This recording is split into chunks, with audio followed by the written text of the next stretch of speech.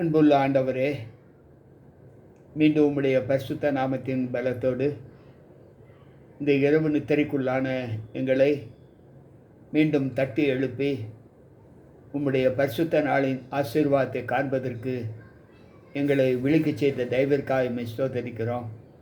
வந்திருக்கின்ற எங்கள் ஒவ்வொருவருக்குள்ளும் உம்முடைய கிருபை தங்கி பாதுகாத்து கொள்ளும்.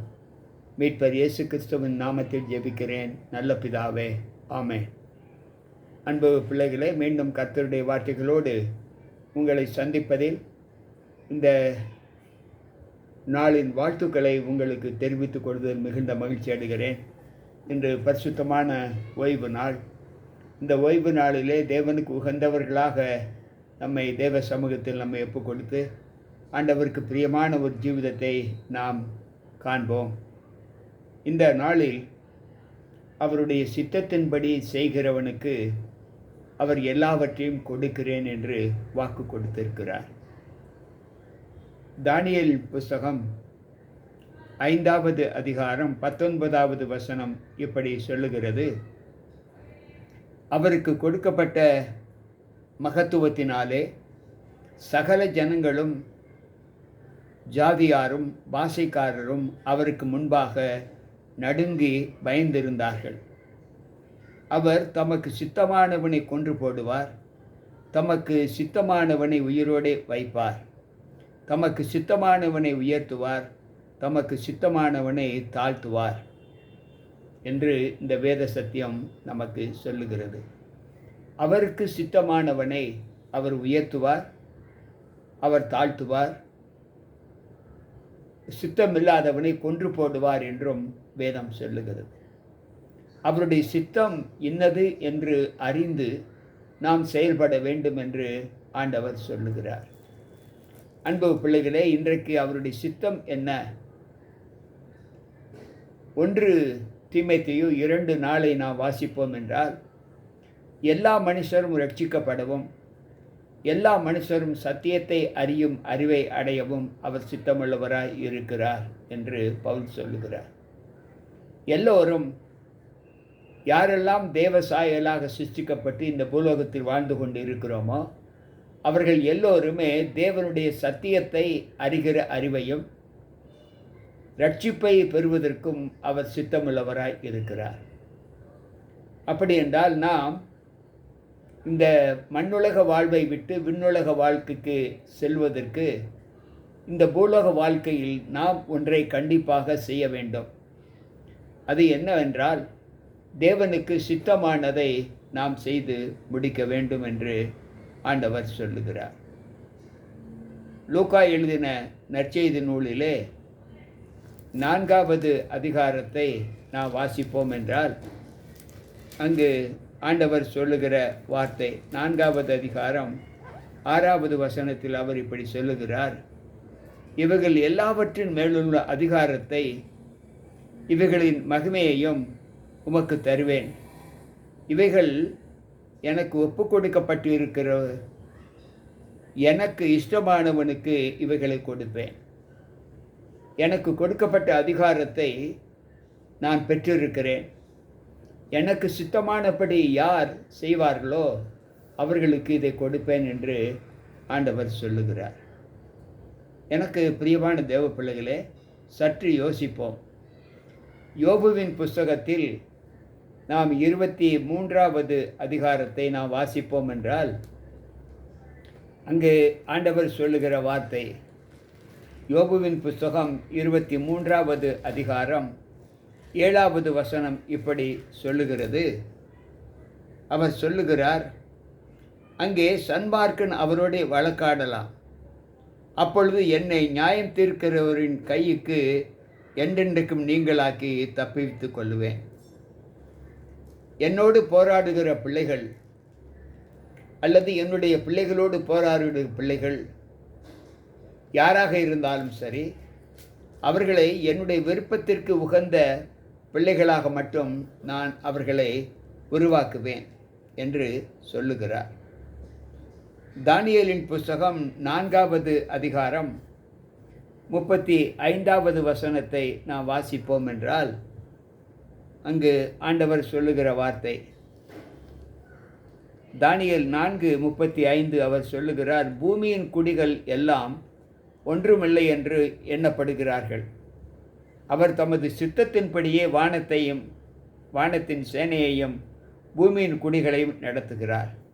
அவருடைய கையை தடுத்து அவரை நோக்கி, என்ன செய்கிறீர் என்று சொல்லத்தக்கவன் இந்த உலகத்தில் ஒருவனும் இல்லை என்று சொல்லுகிறார். அவரால் சிருஷ்டிக்கப்பட்ட பிள்ளைகள், அவர் இந்த சர்வ லோகத்துக்கும் அதிகாரி, உரிமையாளர், சிருஷ்டித்தவர். எனவே இந்த பூமியில் தம்முடைய தீர்மானம் எப்படி நிறைவேற வேண்டும் என்று அவர் மாத்திரமே தீர்மானம் செய்வார்.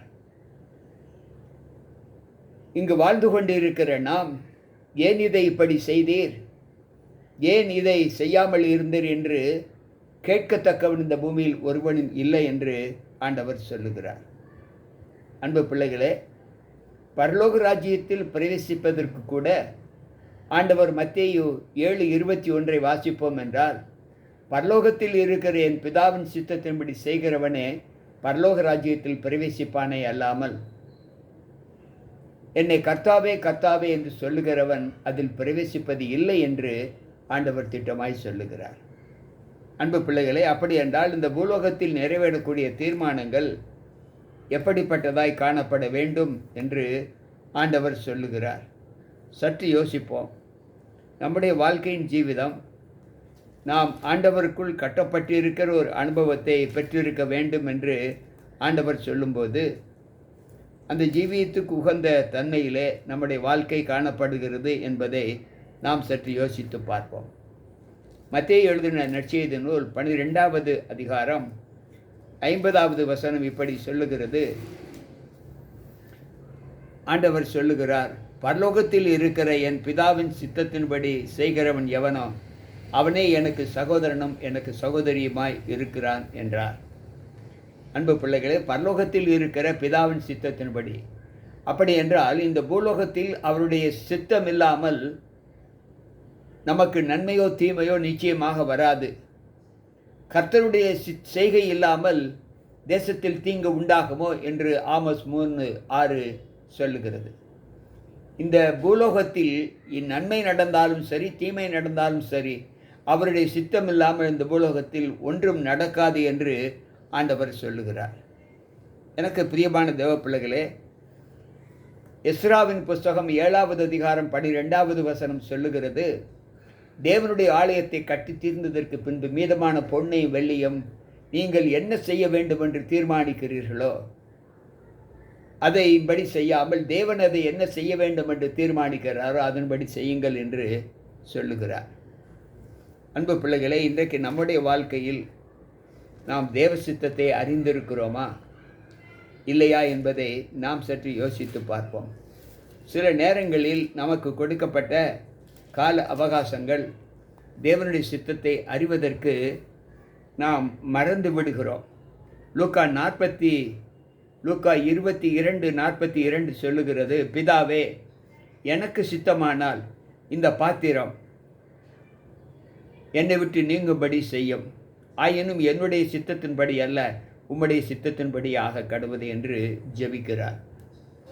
இயேசு பிரான் சிலுவையில் தொங்கும்போது அவர் சொல்லுகிறார், ஆண்டவரே, பிதாவே, உம்முடைய சித்தத்தின்படி நீர் என்ன செய்ய வேண்டுமென்று நினைக்கிறீரோ அந்த சித்தத்தின்படி இந்த பாத்திரம் என்னை விட்டு நீங்க கூடுமானால் நீங்கும்படி செய்யும். அன்பு பிள்ளைகளே, சற்று யோசிக்க வேண்டும். தேவ சமூகத்தில் நாம் வாழ்ந்து கொண்டு இருக்கிற நாம், நமக்கு கொடுக்கப்பட்ட ஐஸ்வர்யம், நமக்கு கொடுக்கப்பட்ட கல்வி ஞானம், நமக்கு கொடுக்கப்பட்ட அதிகார பலம், இவைகளை வைத்து நாம் மனுஷிக சித்தத்தின்படி நாம் ஒன்றையும் செய்துவிட முடியாது என்பதை திட்டமாய் நாம் அறிய வேண்டும் என்று ஆண்டவர் சொல்லுகிறார். சற்று யோசித்து பார்த்தால் ரோமரின் புஸ்தகத்தை நாம் வாசிக்கும்போது அங்கு ரோமர் 8வது அதிகாரம் என்று ரோமர் 8வது அதிகாரம் அங்கு 21வது வசனத்தை நாம் வாசித்து பார்ப்போம் என்றால் அங்கு ஆண்டவர் சொல்லுகிற வார்த்தை ரோமர் 8:27, ஆவியானவர் தேவனுடைய சித்தத்தின்படியே பரிசுத்தவான்களுக்காக வேண்டுதல் செய்கிறபடியால் இருதயங்களை ஆராய்ந்து பார்க்கிறவர் ஆவியின் சித்த இன்னதென்று அறிவார். ஆவியானவரே தேவனுடைய சித்தத்தின்படிதான் செய்கையை நடப்பிக்கிறார் என்று இந்த வேதம் கற்றுக் கொடுக்கிறது.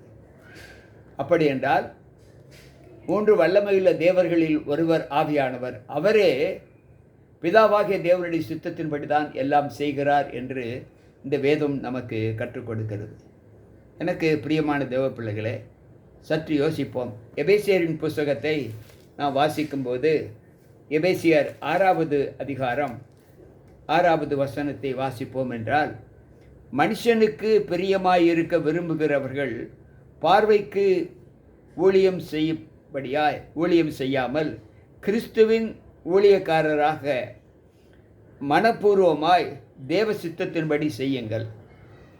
அன்பு பிள்ளைகளே, ஊழியம் செய்வது கூட தேவனுடைய சித்தத்தின்படி செய்ய வேண்டும் என்று இங்கு பவுல் சொல்லுகிறார்.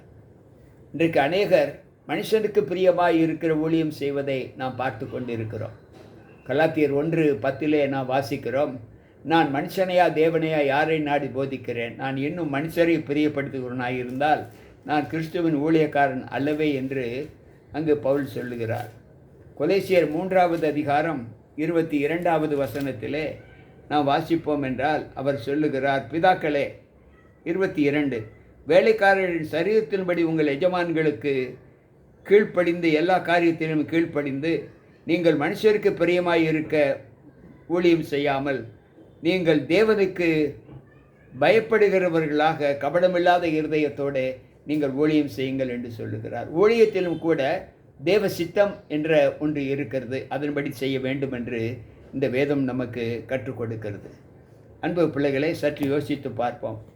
வேதாகமத்தில் ஆண்டவர் அவருடைய சித்தத்தை அறிந்து செயல்படுகிற பிள்ளைகளுடைய ஆசீர்வாதத்தை எப்படி கட்டளையிடுகிறார். 1 யோவான் 2:17 ஆண்டவர் சொல்லுகிறார், உலகமும் அது நிச்சயம் ஒளிந்து போம், தேவனுடைய சித்தத்தின்படி செய்கிறவனோ என்றென்றைக்கும் நிலைத்திருப்பான் என்று சொல்லுகிறார்.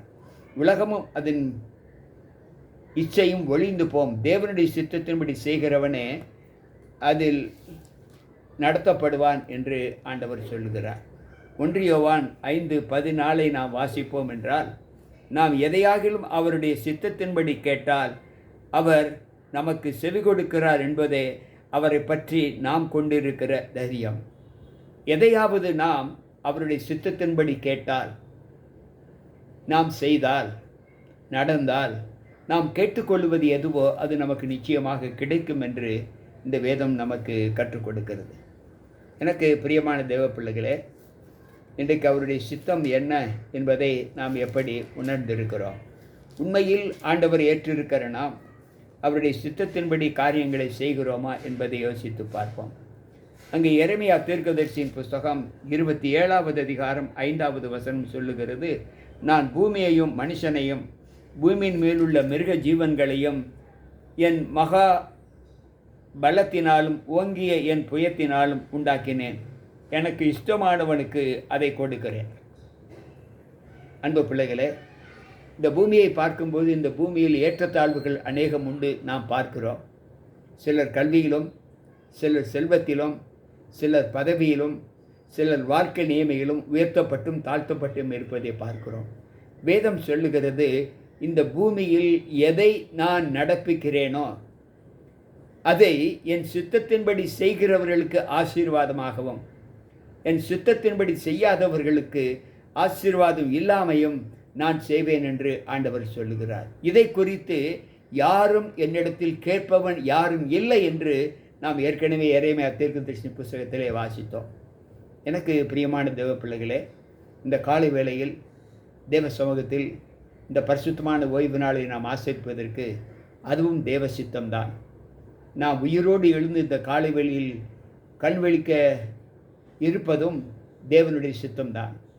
அவருடைய சித்தம் இல்லாமல் இந்த லோகத்தில் ஒன்றும் நடக்காது என்பதை ஆண்டவர் நமக்கு கற்றுத்தருகிறார். கேட்டுக்கொண்டிருக்கிற எனக்கு பிரியமான தேவ பிள்ளைகளே, இன்றைக்கு என்னுடைய வாழ்க்கை தேவனுடைய சித்தத்தின்படி நடக்கிறதா அல்லது சித்தம் இல்லாமல் நடக்கிறதா என்பதை நாம் தீர்மானித்து, ஒருவேளை நமக்குள் இருக்கும் ஆவியானவர் தேவனுடைய சித்தத்தின்படி இல்லை என்று சொன்னால் அவருடைய சித்தத்தை நாம் பெற்றுக்கொள்வதற்கு ஆவியானவரை நாடுவோம், ஜெபிப்போம். அன்பு ஆண்டவரே, உம்முடைய வார்த்தைகளை கேட்ட எங்கள் ஒவ்வொருவருக்குள் நிச்சயமாகவே உம்முடைய ஆவியானவர் எங்களோடு பேசி எங்களுடைய ஜீவிதத்தில் ஒரு மாற்றத்தை உண்டு பண்ண வேண்டும் என்று உம்முடைய கருத்தில் ஒப்புக் கொடுக்கிறோம். கேட்ட வார்த்தைகள் அனைத்தும் எங்களுடைய சத்திய பாதைகளே நாங்கள் நடப்பதற்கு எங்களுக்கு வழிகாட்டியாக இருக்க கிருபை செய்யும். கேட்டுக்கொண்டிருக்கிற பிள்ளைகள் ஒவ்வொருவருக்குள் உம்முடைய பரிசுத்த ஆவியானவர் தங்கி அவர்கள் பலத்தையும் அவர்கள் ஜீவிதத்தையும் கர்த்தர் ஆசீர்வதித்து பலப்படுத்த என் தேவன் கிருபை செய்யும். மீட்பர் இயேசு கிறிஸ்துவின் நாமத்தில் ஜெபிக்கிறேன் நல்ல பிதாவே, ஆமென். அன்பு பிள்ளைகளே, கேட்ட வார்த்தைகள் நம்முடைய விசுவாச வாழ்க்கைக்கு மிகவும் பிரயோஜனமாக இருக்கும் என்று நான் நம்புகிறேன். இந்த வார்த்தை உங்களுடைய வாழ்க்கையை மாற்றி போட தேவனுடைய சித்தத்தின்படி நம்மை தேவ சமூகத்தில் ஒப்புக் கொடுப்போம். மீண்டும் நாளை சந்திப்போம். உங்கள் போதகர் ஜி.கே. ராபர்ட். கர்த்தர் நம்மோடு இருப்பாராக. ஆமென்.